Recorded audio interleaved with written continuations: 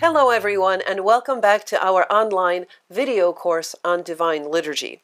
In this video, we will be talking about the beginning of the Eucharistic prayer, or what the priest prays, usually silently, but not in every church silently, right after he says the words, "Let us give thanks to the Lord." This is the beginning of the Anaphoral prayer, and it is called the Preface, according to the systematic divisions of the Anaphoral prayer, and the Pre-Sanctus.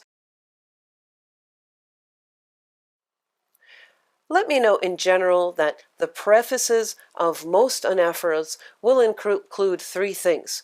Number one, the thanksgiving, general thanksgiving to God and praise of Him.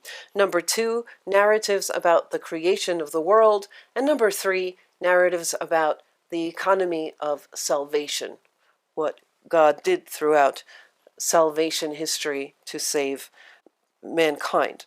All right, so we find all these things in the Anaphora, in the preface of the Anaphora of St. John Chrysostom as well.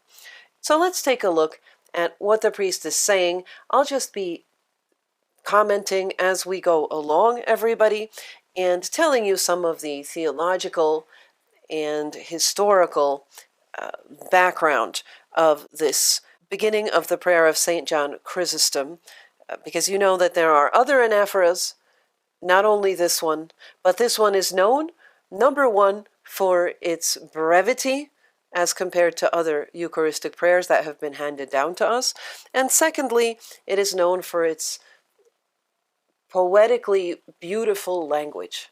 So you would have to know it in the Greek, really, everybody, as many of you probably do. I know we have a lot of Greek viewers, but a lot of this rhymes in the Greek, and it really sounds like poetry. But let's read it in English. All right, so it's the preface and the Pre-Sanctus of the St. John Chrysostom Anaphora. It is meet and right to hymn you, to bless you, to praise you, to give thanks to you, and to worship you in every place of your dominion.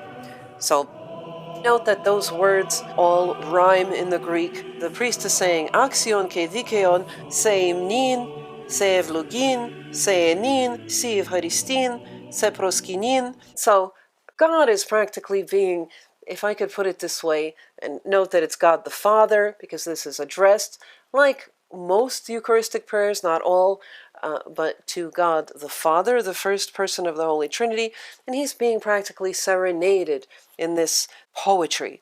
And then the end of that first phrase, and to worship you in every place of your dominion. Maybe you recognize, if you know the Psalms, that echoes the final verse of Psalm 102, according to the Septuagint, when we say, "Bless the Lord, O my soul, in every place of his dominion." Moving on now, this is still the preface. For you, O God, are ineffable, inconceivable, invisible, incomprehensible, existing forever and forever the same. So ineffable, inconceivable, invisible, all of these negatives are being expressed about God.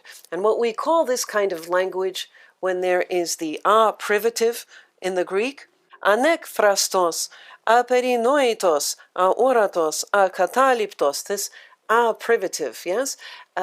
This is called apophatic theology. Apophatic theology is the part of theology we cannot express. What is not revealed to us, or in any event, we cannot express. And the opposite of that, or the opposite side of the coin of that, is cataphatic theology, that which has been revealed to us. So there's a large part of the picture that one cannot express about God. Okay? So this is expressing this aspect of theology. Existing forever, forever the same. This is a very beautiful phrase in the Greek. Ai on, osaftos on. On, in the Greek, which means the one who is what God calls himself. He says in the Old Testament that I am the one who is. God is being itself. His creation of the world is his extension of what he alone was, and that is, he is being itself, that he made other things and beings also be. that which wasn't before came to be. And he gave that of himself. He was the only one who was. All right? So he defines himself as being. And this is what is being said here, that he is forever being and being the same. So he's unchangeable, everybody. And here we go further.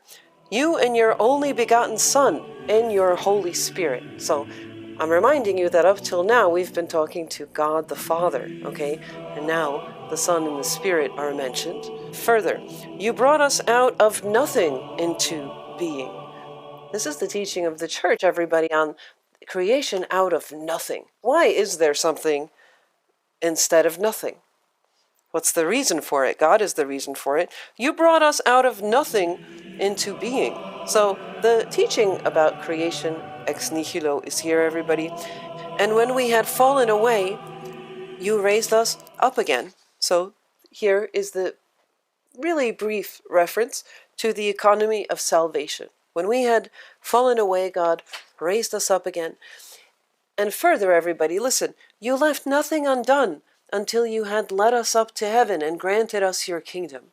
How beautiful. This is really this love song to God for all of his goodness to us throughout history from the very creation. You left nothing undone until you had led us up to heaven and granted us your kingdom, which is to come. For all these things we thank you and your only begotten Son and your Holy Spirit. For all things we know and do not know. So we were thanking for things, and we don't presume that we know everything that we have to be thankful for blessings manifest and hidden that have been bestowed on us. So typical of St. John Chrysostom, everybody. St. John Chrysostom, in his writings, will often say that we have blessings that have been hidden from us. And he would say that our trials and the things that we think are negative, our grievances and difficulties, these are the hidden blessings because we grow through these things. All right. So that's a typical thought for St. John Chrysostom. And now, everybody, we transition, according to the systematic division of the anaphoral prayer, into the part called the Pre-Sanctus. The priest does not make any pause here. He simply keeps reading the prayer, okay? But this is called the Pre-Sanctus. Listen in. We thank you also for this liturgy. Okay, so the priest is thanking for the very dignity and privilege of being able to offer, as do the angels to God, this sacrifice of praise. So we thank you also for this liturgy, we say, the priest says to God, which you have deigned to receive from our hands, even though thousands of archangels and tens of thousands of angels stand around you, the cherubim and seraphim, six-winged, many-eyed, soaring aloft upon their wings. And then the priest says aloud, if he hasn't been saying this with a loud voice all along, if you're in one of those churches where the priest prays this silently, now he says aloud, regardless of which church you're in, he exclaims, singing the triumphal hymn, explaining, proclaiming, and saying, ... Everybody, that's the lead up into holy, holy, holy, okay? Agios, agios, agios, that is the Sanctus. All right, so the Sanctus is part 4. What I just read to everybody was parts 2 and 3, the Preface and the Pre-Sanctus. We're going to be talking more about this in our next video, but I wanted to get through this part, first part of the anaphoral prayer of St. John Chrysostom, and indicate to you the most important parts of that. And we see here again this important leitmotif, particularly of Byzantine liturgy, that is our unity with the heavenly powers, that we have this liturgy here on earth, but that it mirrors and also is connected with the liturgy in the heavens. So we saw in the cherubic hymn earlier, if you haven't forgotten, about how that leitmotif was being expressed in the liturgy, how we mystically represent the cherubim and so on. So the unity of the whole church around the person and in the person of Christ and in the Holy Spirit, both us with the heavenly powers and all the saints, this is an important purpose of liturgy in the first place, everybody, and also something expressed very beautifully, consistently in the text of this celebration. All right, that's enough for today, and I will see you next time.